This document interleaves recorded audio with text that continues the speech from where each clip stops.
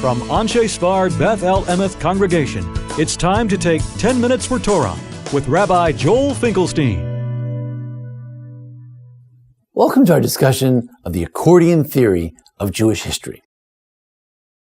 If we look at the various writings of the rabbis of the Talmud and the rabbis after the Talmud, the rabbis particularly in the medieval period from 1000 to 1500, we discover an interesting theory which I like to call the accordion theory of Jewish history, and it's something I heard more or less from Rabbi Dr. Chaim Soloveitchik, and I hope I'll do it justice.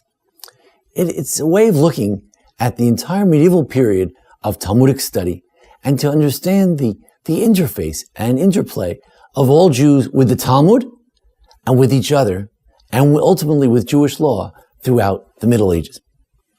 First, we need to understand that in Europe, in the Middle Ages, there were three Jewish communities, not just Sephardim and Ashkenazim, but there were Ashkenazim, there were Sephardim, and then there were Jews of Provence, Provençal Jews as well.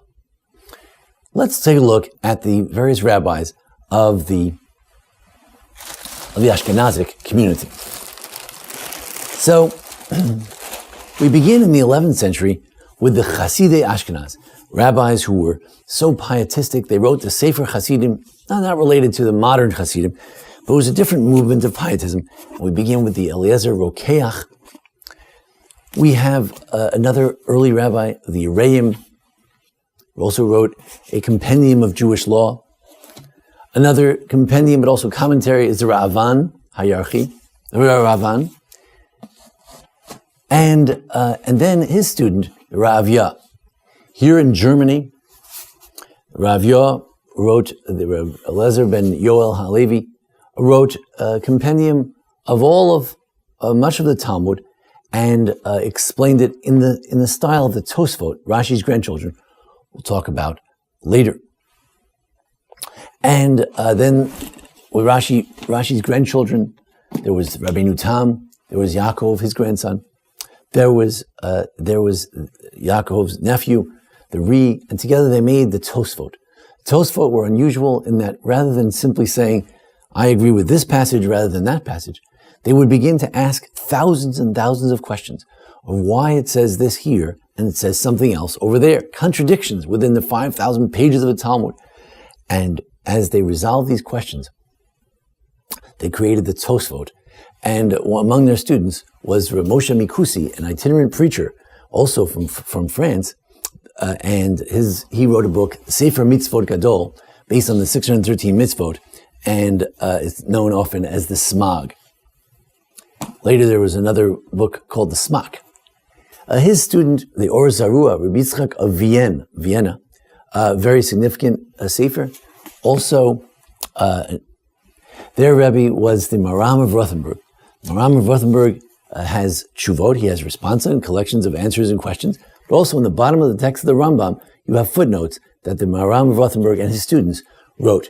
What was unusual about Maram of Rothenburg is that he spent his final years in jail. He didn't want to pay the Jew tax. It was an unfair tax. Jews always pay their taxes, but an unfair tax is unfair, and he tried to escape. Instead, he was placed in a dungeon, and there he taught his Torah from there. His students were two. Number one, his student was the Rosh. The Rosh is the father of the Tur, and the Tur ultimately writes the prototype for the Shulchan Aruch. In the back of every Gemara is the Rosh, and he's a student at Maram of Rothenburg. Also, in the back, way back in the back of the Gemara, toward the end, is the Mordechai. He was killed by Christian persecutors. He died young, but nonetheless he wrote the Mordechai, a very significant work. So eventually, the Rosh's son, the Tur, writes a prototype for the Code of Jewish Law, and that would become eventually the Code of Jewish Law. What's interesting about the Rosh is that he interfaces between the two communities. He starts in Germany, writes a lot of his writings there. Then he does not want to land out in jail, does not want to pay this Jew tax, comes down to Catalonia, which is a northeastern province of Spain, and there he meets some of the great authorities. There we'll talk about from Spain, and eventually moves to Toledo, which is in the Castile, different section of Spain, and he finishes his career there. So his son, the Tur, who writes the prototype for the Code of Jewish Law, has a little bit of a leaning toward the Sephardic because he grows up among the Sephardim, although he personally is Ashkenazic. Then we take a look at the community of Provence. Very often we forget about the community of Provence. Today we think there's Sephardim and Ashkenazim, but no, there's really a third community known as the Provençal Jews. Actually, Provence is one particular region within southeastern France. There are other neighboring areas which we just generally speaking call Provence. But France was not France as we know it today. It was the kingdom of the Franks, and there were different regions. And Provence, to this day, has a very unique history. It has a dialect of French, and it is its own Jewish community. Each one of these communities had their own giants, and these giants were the rabbis that they followed, and each student followed the giants that came before in their particular communities with some crossover. In the early days of Provence, you had the Sefer HaEshkol, you had the Sefer HaItur. Later on, you had the Ma'oros and the Hashlama. Rabbeinu Meshulam does correspond with Rabbeinu Tam, with one of the Tosfot rabbis. The Orchot Chaim later on summarizes much of Jewish law, and there's a Kolbo also summarizes much of Jewish law. Rabbeinu Yerucham also, in an interesting way, summarizes the Talmudic law, although he lived in Toledo, lived in Spain, but he's apparently of the Ashkenazic ilk, of the Provençal ilk. Finally, you have the Meiri, who in this monumental work goes through every page of the Talmud, through the entire Talmud, and explains it in a beautiful Hebrew, like the Rambam takes the entire Torah and puts it into a beautiful Hebrew to codify in a code. He, in a beautiful way, explains, in little mini essays, explains every page of the Talmud, the Meiri, Reb Menachem HaMeiri. So these were the rabbis in the Provence community. We didn't mention that one of the early rabbis there was the Ra'avad. Usually we know the Ra'avad as someone who writes these little, sometimes nasty comments against the Rambam. When the Ra'avad was an older man, he gets a shipment of the Rambam from Egypt, Rambam originally being from Spain, and he looks at it and he says, this is wind. This is foolishness, shtus. It's against the Talmud somewhere else. This, it doesn't necessarily mean that. It could mean something else. And he writes these nasty comments. But actually, could be that you should really describe the Ra'avad as a commentator, because he had his own commentary on the Sifra and on the Talmud, and he was really a monumental figure who shaped a lot of the thinking in Provence. Then we turn to Spain. Now, of course, Spain was not a country till later, under Ferdinand and Isabella. They united as a Christian country. At first, there were different regions. There was the kingdom, there was the dominion of the Almohads. There was Andalusia, which is the southern region, was Muslim during the period of the Rambam, period of Rif, the period of the Ibn Ezra, the commentator, the various grammarians, Rabbi Yehuda Halevi, the great poet, philosopher. So the southern Spain is very different from northeastern Spain, the Catalonia, and central Spain, and Castile, but Aragon. However, they all consider themselves, Jewishly speaking, they were Sfaradim. They were from Sfarad. So they took great pride in the Rambam and how he put together in 14 volumes all the Talmud summarized in 14 volumes. But there in Catalonia, Barcelona, Girona, the Ramban and his relative, the Rabbeinu Yonah, wrote these monumental works using the writings of the Tosfot. They were influenced by the writings of the Tosfot. And the Ramban is considered a deep, penetrating scholar of monumental proportions. He also writes a commentary on the Torah as well. In that commentary, he does criticize the Rambam for some of his philosophical views. The Rambam, in addition to writing his code of Jewish law, known as the Mishnah Torah, but he also writes the Mor Nevuchim, the Guide to the Perplexed. And there he leans heavily on Aristotle, uses a lot of philosophy, which is then translated into Arabic. And there is a great objection. The Ramban's student, the Rashba, said that you shouldn't study the Rambam until you reach a more advanced age, you shouldn't study the Rambam's philosophical writings till later. Going back to the Rosh said you shouldn't study them at all. In Ashkenaz, they didn't really like the study of philosophy at any point. In Spain, they took a moderate position. In Provence, the Meiri supported the Rambam in total, whereas others, Rabbi Lafia, of course, a great supporter of the Rambam, but he did say that some check on the Rambam, some of the Rambam's positions was in order. So going on in Spain and Catalonia, you had the Ramban, his relative, the Rabbeinu Yonah, his student, Rashba, and the Rashba had several students. Rashba wrote many responsa, as did the Rosh.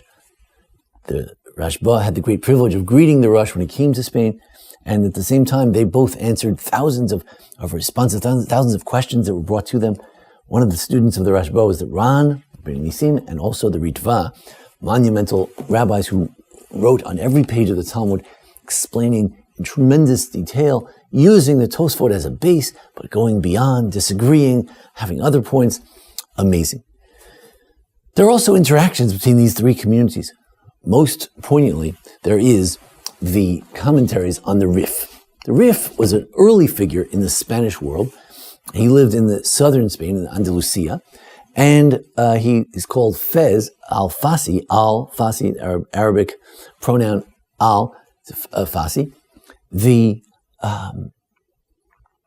He was originally from Fez, from Morocco, but he lived in Andalusia, and he wrote a compendium of the Talmud. He took out all the fat, all the Agadah, all the stories, and he said, what's the bottom line of the Talmud? And if the Talmud wasn't clear, he wrote in the bottom line. Well, that's a particular point of view, most of which the Rambam Maimonides agree with. But the Baal HaMaor, Rabbi Zerachia Halevi, around the time of the Ramban, he writes these little, again, kind of nasty comments against the Rif, saying, hey, no, that's not really what it is. If you look in the different passages of the Talmud, it's not completely true. To which the Ramban, as a young man, responded in the Milchamot Hashem, what he calls the wars of God. He responds to the Baal HaMaor's attacks on the Rif and sort of supports the Sfardim, supports the Rif in his, Rabbi Al-Fasi, in his writings, and supports what he has to say. So again, the Rif from Spain, attacked by the Baal HaMaor, intellectually attacked, of course, by the Baal HaMaor, the Ma'or HaGadol, Rabbi Zerachia Halevi from Provence, and responded to by the Milchamot Hashem, the wars of God, by the Ramban. Of course, these different communities are interacting with different Gentile communities.